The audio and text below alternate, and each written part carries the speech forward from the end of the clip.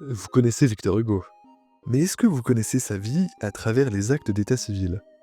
Du 8e du mois de Ventose, l'an 10 de la République, acte de naissance de Victor-Marie Hugo, né le jour d'hier à 10h30 du soir, fils de Joseph-Léopold de Sigisbert Hugo, natif de Nancy, Meurthe, et de Sophie-Françoise Trébuchet, natif de Nantes, Loire-Inférieure, profession de chef de bataillon de la 20e brigade.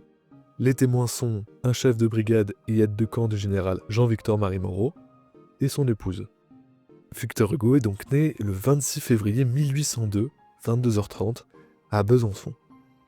Après quelques années de fréquentation, il s'est marié à 20 ans à Adèle Julie Fouché, le 12 octobre 1822 à Paris.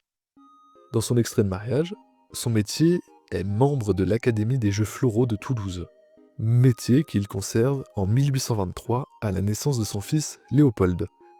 2 ans après, 1825, il est nommé chevalier de la Légion d'honneur, titre qu'on retrouve en 1828, chevalier de l'ordre royal de la Légion d'honneur et propriétaire.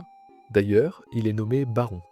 Il part en exil à Guernesey, information qu'on retrouve dans l'acte de mariage de son fils Charles en 1865, domicilié à Guernesey, dont il revient en 1870.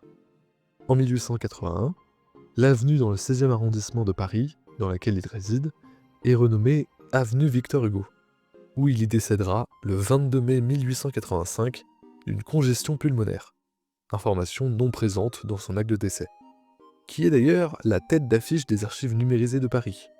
Voyez la taille des actes et celui de Victor Hugo.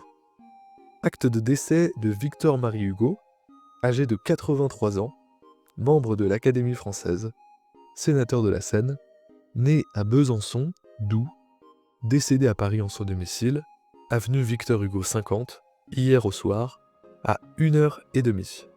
Fils du général Joseph-Léopold de Sigisbert Hugo et de Sophie-Françoise Trébuchet, époux décédé, veuf de Adèle Julie Fouché.